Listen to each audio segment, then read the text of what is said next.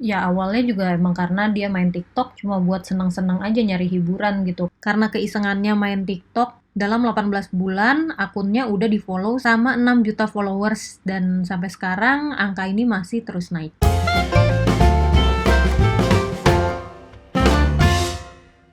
Selama masa pandemi ini, banyak banget orang-orang yang kegiatannya jadi lebih terbatas. Aktivitasnya itu kebanyakan cuma di rumah aja. Ya udah pasti lama-lama suntuk juga kan. Dan kebanyakan orang nyari hiburan itu lewat sosial media. Salah satunya itu aplikasi TikTok. TikTok ini emang pertumbuhannya selama masa pandemi jadi lebih pesat banget. Penggunanya jadi makin banyak, mulai dari anak muda sampai yang udah dewasa. Dan ini tuh bukan cuma di Indonesia aja, tapi juga di seluruh dunia, pengguna TikTok di masa pandemi juga makin banyak. Terus juga ada seorang cewek yang nyari hiburan lewat aplikasi TikTok ini yang tinggal di pedalaman hutan hujan Amazon di Brazil. Namanya Mayra Gomes Godinho atau biasa dikenal dengan nama Cunha Poranga. Cunha Poranga ini nggak nyangka karena keisengannya main TikTok, dalam 18 bulan akunnya udah di-follow sama 6 juta followers dan sampai sekarang angka ini masih terus naik. Tapi awalnya waktu dia ngupload video pertamanya juga nggak langsung viral. Jadi video-video pertama yang dia upload di TikTok itu isinya konten kayak dia lagi dance atau dia lagi dubbing. Pokoknya kurang lebih kayak konten TikTok pada umumnya sih ya.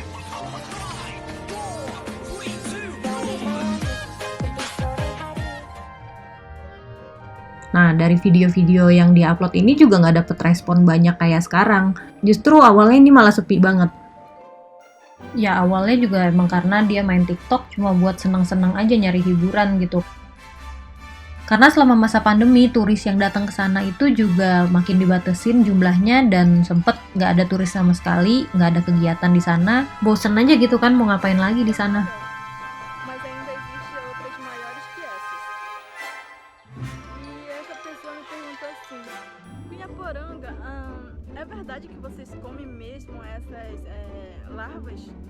Jadi sampai akhirnya dia bikin satu video yang ngasih lihat dia lagi megang larva ke arah kamera. Farinha. Dan dari video itu orang-orang baru pada mulai komen, nanya ke dia, itu larvanya beneran dimakan nggak sih? Dan dia jawab, iya mau lihat nih. Terus ditunjukin gimana dia makan larva itu. Botando na boca. Setelah ngupload video itu, videonya jadi dapet lebih banyak respon. E agora a farinha. Ini juga ngebuktiin kalau mau bikin konten itu nggak melulu harus maksain diri ngikutin tren kan. Ketika jadi diri sendiri malah lebih banyak apresiasi yang datang. Kayak Cunha Poranga ini pas dia bikin konten yang natural aja, ngasih lihat kehidupannya sehari-hari kayak apa, ternyata malah dapet apresiasi lebih banyak. Bom, pessoal, eu tô aqui com a minha mãe e eu vou perguntar pra ela com o nosso idioma vanano o que ela tá fazendo. Então você já comeu harigiko? Ela tá dizendo que ela tá esquentando o açaí. Olha só, o meu irmão ele foi apanhar o açaí e agora ela tá esquentando, ela tá mexendo, mexendo. Quando ela sentir que não dá mais para mexer o açaí, a gente vai tirar para poder depois machucar, né? Socar para poder tirar o vinho. Então é isso, pessoal. Cunha Poranga tinggal di pedalaman hutan hujan Amazon yang terpencil, sama puluhan warga masyarakat Tatuyo lainnya.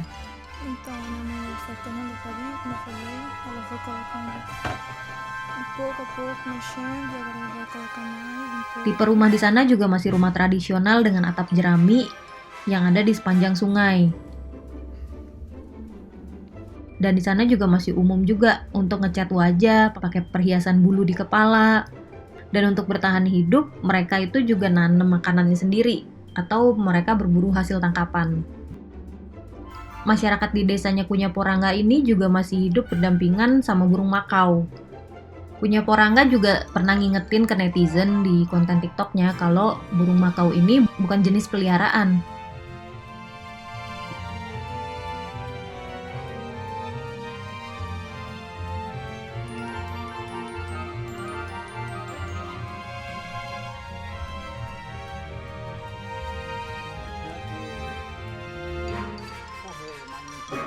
Sebelumnya, masyarakat di sana pernah menghasilkan uang dengan menjual kerajinan dan pertunjukan untuk wisatawan.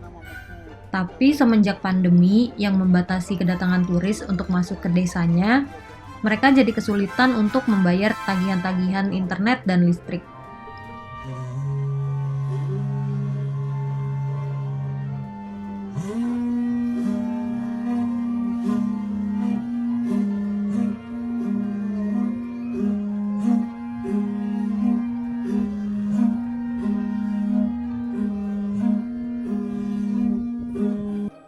Waktu awal internet masuk ke desa mereka juga ayahnya Kunya Porangga ini malah sempat ragu.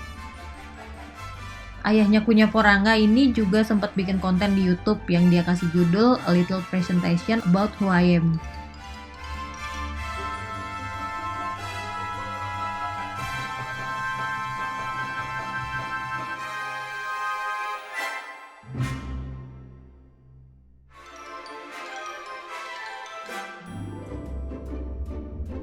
Ayahnya juga udah bikin akun Instagram, tapi kalau soal ketenaran masih kalah sama anaknya.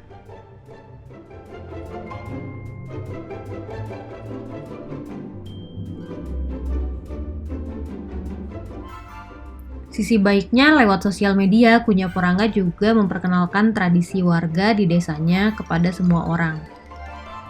Lewat makanan khas, kegiatan ekonomi, kayak pertanian dan kerajinan, terus juga penggunaan tanaman obat dan benda-benda alam yang emang udah jadi rutinitas di keluarganya dan teman-temannya. Di konten TikToknya, Kunya Porangga juga ngajarin beberapa kata dalam bahasa suku asli sana yang beda dari apa yang orang tahu sebelumnya.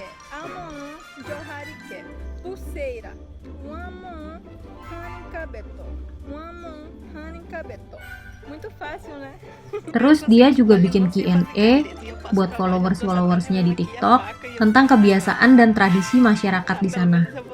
Kayak misalnya tentang kenapa orang Tatuyo itu melukis wajah mereka. Dan dia jawab itu karena kepercayaan di sana melukis wajah atau tubuh itu untuk menghindari energi negatif. Terus juga pernah ada pertanyaan tentang orang Tatuyo tuh pada pakai sepatu nggak sih? Dia jawab ya pakai, tapi kalau mau pergi ke hutan biasanya. Adanya Kunya Porangga, Awi Tatuyo yang umurnya masih 11 tahun juga sering ikut tampil di konten TikToknya.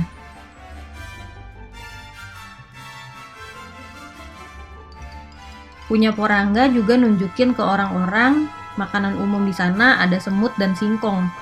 Terus bahasa-bahasa orang di sana, terus ada juga dia juga ngenalin ada yang namanya cibe, itu campuran air dan tepung singkong.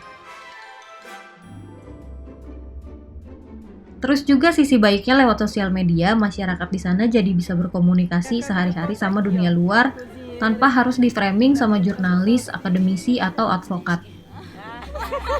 Deixa eu falar, Nha. Fica quieta aí. Tá beliscando beiju aí. Jadi tentang Kunya Porangga ini kalau menurut kalian gimana? Boleh share pendapatnya di kolom komentar ya.